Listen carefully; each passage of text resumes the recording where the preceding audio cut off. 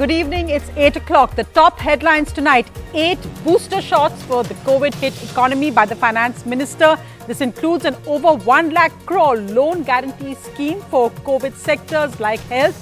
Public health is a major focus, especially for children getting a boost. Also travel and tourism and small industry also get relief. India crosses 32 crore vaccine doses, beating in the United States in absolute numbers. But new government data given to the Supreme Court shows India still needs more supply to meet its target. Meanwhile, a controversy over Covishield's Europe Union clearance. We haven't got clearance. Adar Poonawala, Serum Institute, says he's in touch with regulators. An attempt at another drone strike a day after the Jammu incident. The army stopped drones around the Jammu sector at midnight. The defense minister, meanwhile, in Ladakh says India has never attacked anyone or eyed anyone else's land.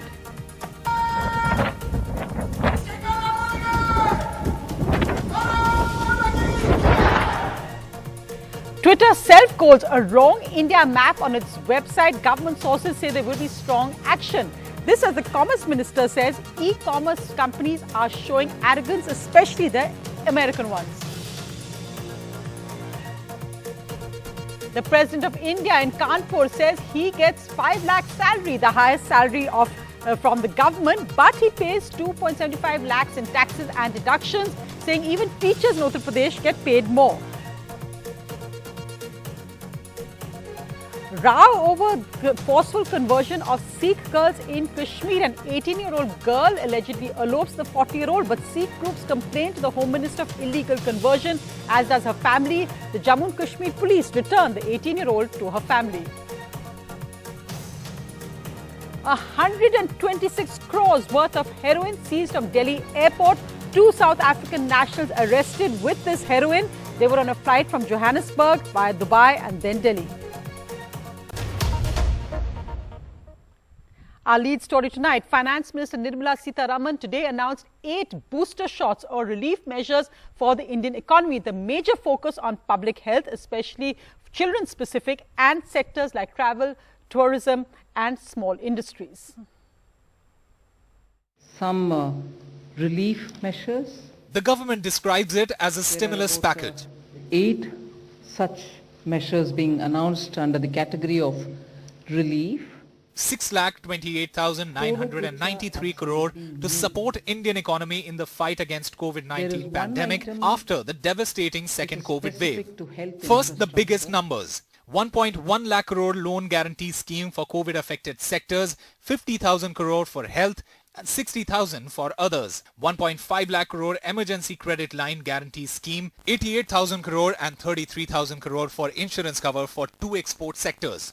15,000 crore for public health, 19,041 crore to complete broadband link each village, and 14,775 crore additional subsidy for fertilizers. The finance minister was asked about the actual cash outgo in contrast to the larger loan guarantee schemes. There are about 8 such measures being announced under the category of relief,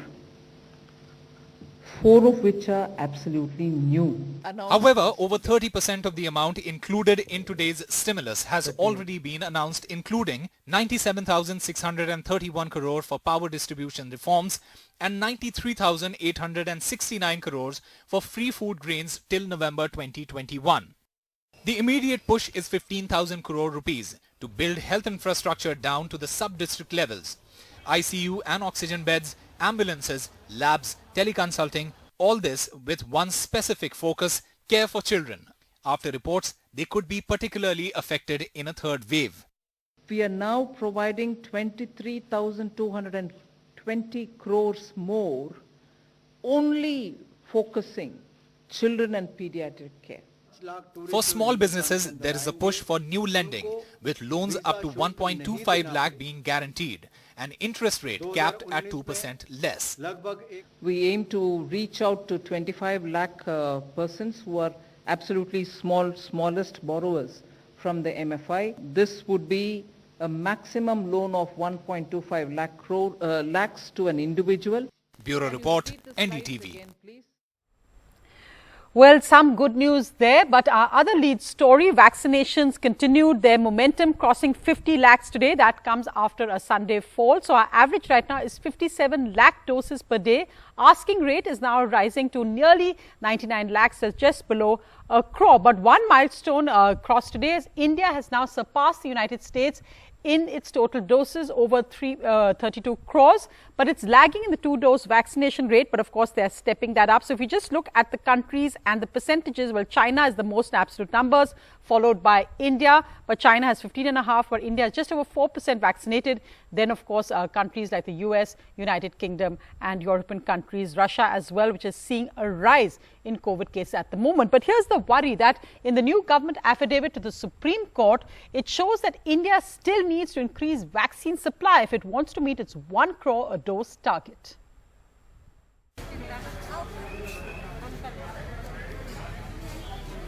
Even as crowds gather at vaccine centers like this one in Noida, this government affidavit in the Supreme Court raises serious questions over whether India can meet its vaccine targets. The government has said that they would be supplying 12 crore doses of the vaccine in July, which works to about 40 lakh doses a day. This is significantly lower than the government's daily vaccine target of 1 crore doses a day. That's not all. Next, the government has also reduced its projections for vaccine supply between August to December 2021 by about 37%, from 216 crore doses earlier to 135 crore doses now. According to the affidavit, the government is also expecting about 40 crore doses of Covaxin between August to December this year, which works out to be about 8 crore doses a month. This is over 10 times the current supply of Covaxin in India, which supplied an average of 74 lakh doses a month between January and May.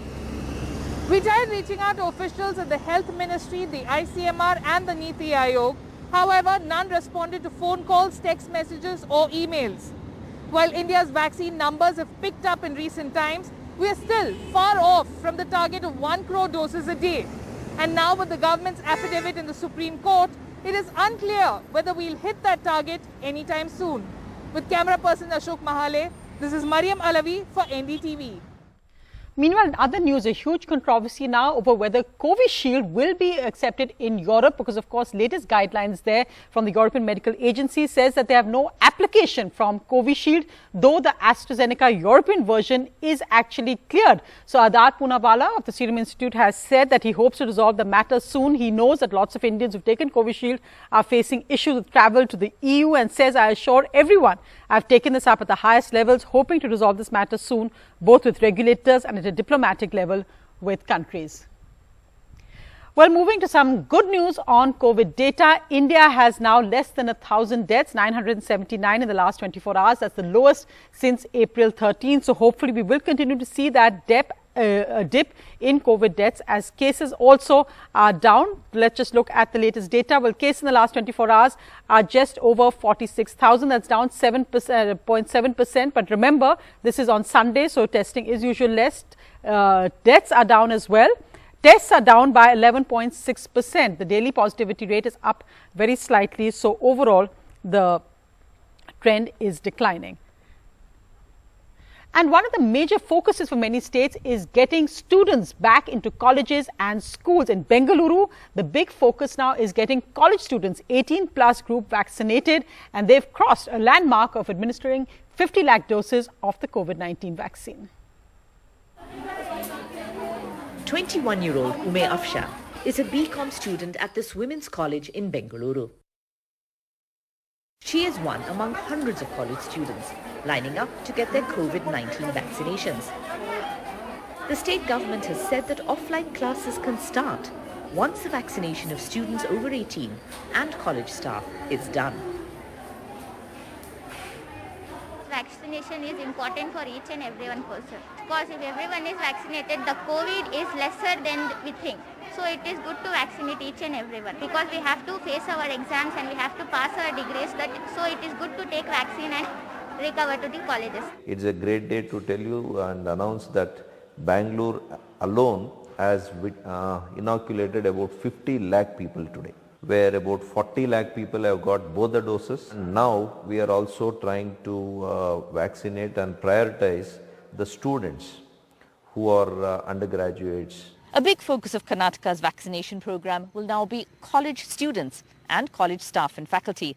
The hope is that empty campuses will come alive with students once again very soon.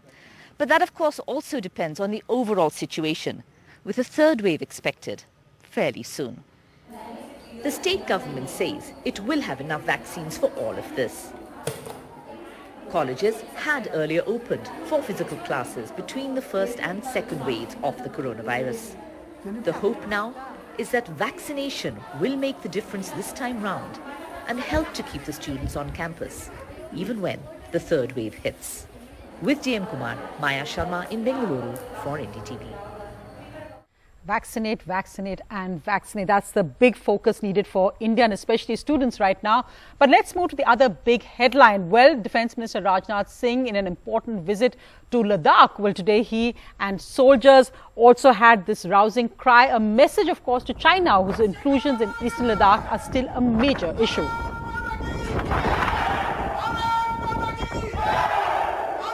सैकड़ों वर्षों से वो हमारा पड़ोसी है। क्या एक दूसरे पर गोली चलाकर समस्या का समाधान हो सकता है? क्या मिल बैठकर बातचीत के द्वारा समस्या का समाधान नहीं निकल सकता? लेकिन मुझे विश्वास है कभी न कभी सद्बुद्धि आएगी। भारत के बारे में आप सब जानते हैं कि भारत दुनिया का अकेला देश है जिसने दुनिया के किसी देश पर न तो कभी आक्रमण किया है, न दुनिया के किसी देश की 1 इंच जमीन पर कभी कब्जा किया है। The Defence Minister's message to China and to Pakistan as a second possible drone strike was averted by security agencies in the Jammu area around midnight. 2 separate drone activities spotted over the Ratnuchak, Kaluchak military area. High alert sounded and quick reaction teams engaged them with firing. Both the drones then flew away. Remember, this comes just a day after Sunday's drone incident at the Jammu airbase.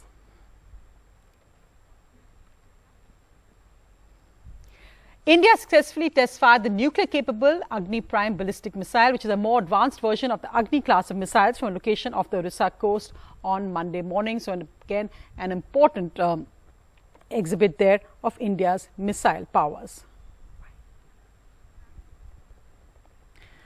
Other lead story, well, Twitter's self-goals seem to be continuing, as on the careers section of their website, government sources say they found evidence that there's a wrong map of India. In fact, it actually shows Jammu, Kashmir and Ladakh as a separate country. Government sources have now told NDTV they may take tough action. This, of course, the latest in the battle between the government of India and Twitter. This also, as Twitter has now appointed their global legal policy director as the grievance officer for India. Now, he actually lives in the United States and California, though the new IT rules say that the grievance officer has to be a resident of India. Twitter hasn't responded yet on this, but clearly the standoff between Twitter and the government of India is getting worse, as Commerce Minister Piyush Goyal meanwhile targeted US e-commerce giants, saying that there's an arrogance that they have in flouting Indian laws. Many of these large e-commerce companies have come into India and very blatantly flouted the laws of the land in more ways than one. I've had several engagements with these large companies, particularly the American ones, and I can see a little bit of an arrogance of their being big and their ability to finance large amounts of money in the initial stages. Meanwhile, the President of India is currently in Uttar Pradesh. He reached Lucknow today on his presidential train after visiting his hometown of Kanpur Dehat, where he talked actually about the taxes he had to pay. यदि राष्ट्रपति देश का highest paid employee है तो वो tax भी तो देता है। हम टैक्स भी देते हैं 2.25 लाख रुपया महीना, लेकिन जो मिलता है उसकी सब चर्चा करते हैं कि आपको तो 5 लाख मिलता है, और जितना बचा उससे अधिक तो हमारे अधिकारियों और सबको मिलता है। कि जो टीचर्स बैठी हुई है ना, टीचर्स, उन सबको सबसे ज्यादा मिलता है। Well, moving to other news, what's become extremely controversial with protests by Sikh groups both in Kashmir and in Delhi. This is about alleged forced marriage and conversions of 4 Sikh girls. Recently, in the latest case of an 18-year-old girl who apparently testified before a magistrate that she had gone of her own will with a 40-year-old Muslim man, The Jammu and Kashmir police have now returned the girl to her family. She apparently had special needs as well. And Sikh groups have complained to the Home Minister, saying that Sikh girls are actually being forcibly kidnapped and converted. Let's just listen to what they had to say. देश के गृह मंत्री अमित शाह जी ने भी आज phone करके हमसे बातचीत की और उन्होंने ये भी बताया कि वो कल से गवर्नर से टच में है और सारी मॉनिटरिंग कर रहे हैं सारे घटनाक्रम की। और उन्होंने हमें यह भी आश्वासन दिलाया कि ये बेटियां जिस तरह से अगवा की गई हैं इनके ऊपर सख्त कार्रवाई की जाएगी, किसी को नहीं बख्शा जाएगा। और यह भी कहा कि ये जो मसले हुए हैं इनके लिए वो तुरंत हमारा सिख डेलीगेशन जो है उसको दिल्ली में उनसे मुलाकात करेंगे और यहाँ पे हालातों की सारी जानकारी लेके और क्या क्या चीजें चाहिए हैं उनकी भी हम चर्चा करेंगे। The ex-Chief Minister Omar Abdullah also tweeting that this matter needs to be resolved between the Sikh and the Muslim communities there. A quick look at other news. Well, 126 crores worth of heroin seized from two South African nationals at the Delhi airport today. Let's just look at those pictures. Now, that's 18 kilos of heroin. The two South African men were actually traveling from Johannesburg via Dubai. They landed at Delhi airport today, which is where they were caught by customs authorities. 126 crores worth of heroin.